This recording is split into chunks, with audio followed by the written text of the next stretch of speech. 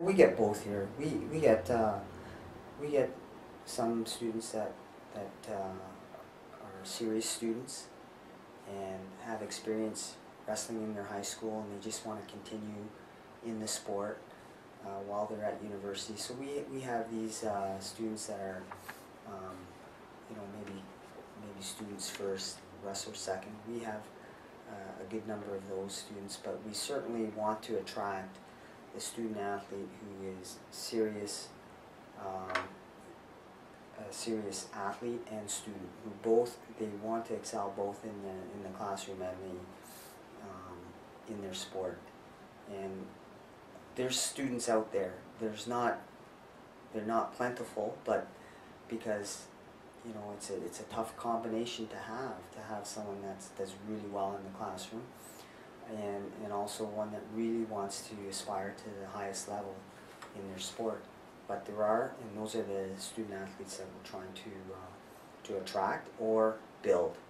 And it's been challenging, but we've had good success over the years, and we're going to continue to work in that model.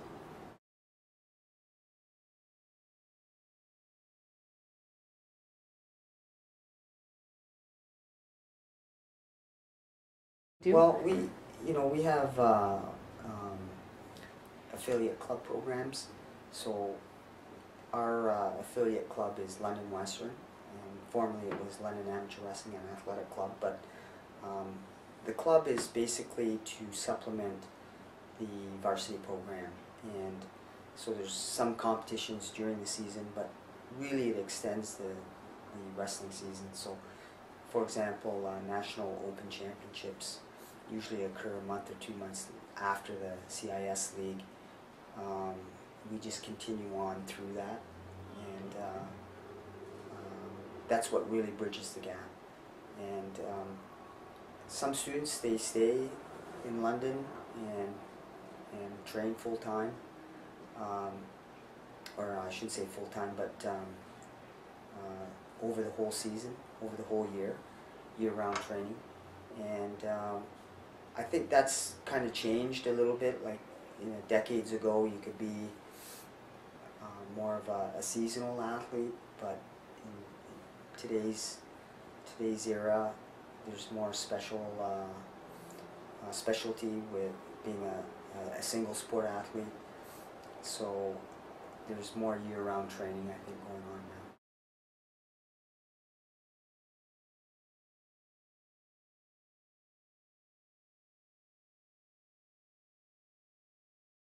Well, those in the sport obviously follow it well, and I think that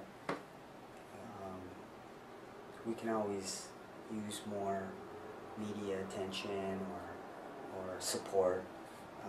I know it's not a mainstream sport. I don't know if it'll ever be, but it's healthy. The at least the caliber of wrestling has been good, and the way I know that is our international results. They've been pretty good. Certainly on the women's side, they've been very good. On the men's side, it became more difficult when the Soviet Union broke up, and there were more countries now, and a lot of those ex-Soviet republics are very strong in wrestling, so it's made it much more competitive, and certainly we've been breaking the top 8 in the world in some weight classes, but we're trying our best, and I think that we can always work on it, but we're lucky here at Western. It's been an integral part of the athletic program, and I hope to continue that.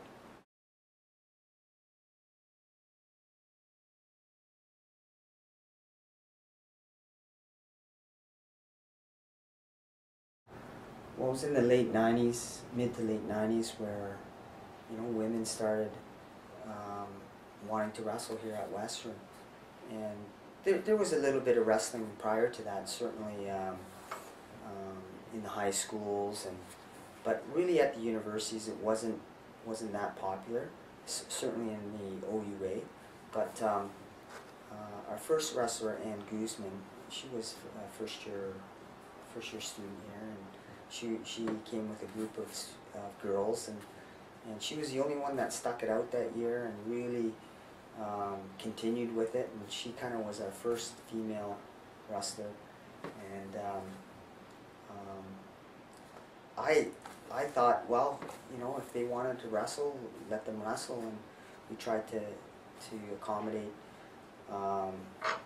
those that wanted to. And Belinda Chow was our next wrestler that came in, and she turned out to be a phenomenal national level wrestler and competed at the World University Championships, won a silver medal. She was the only wrestler at I think it was 97, 98 or around that time, and it was hard at the beginning, but she paved the way for the women's program. And you know, when I look at it now, it's very established, women's wrestling, and we have a nice balance between the men and the women. And it was all because of those two girls, Ann Guzman and Belinda Chow.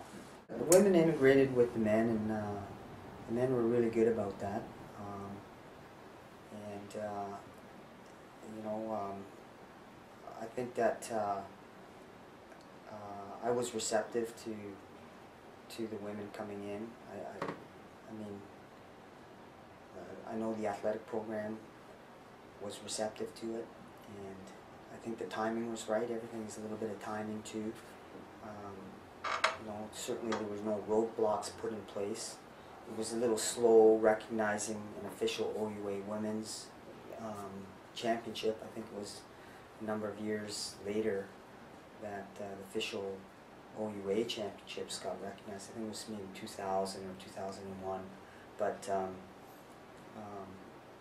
it's been good. I think the people in wrestling, which were 99.9% male at that time, were receptive to women coming into the sport, and I think that's what's really helped the level or the caliber of wrestling too, is the men have been good about it. And you know, I think Canada is very strong as a nation because of that.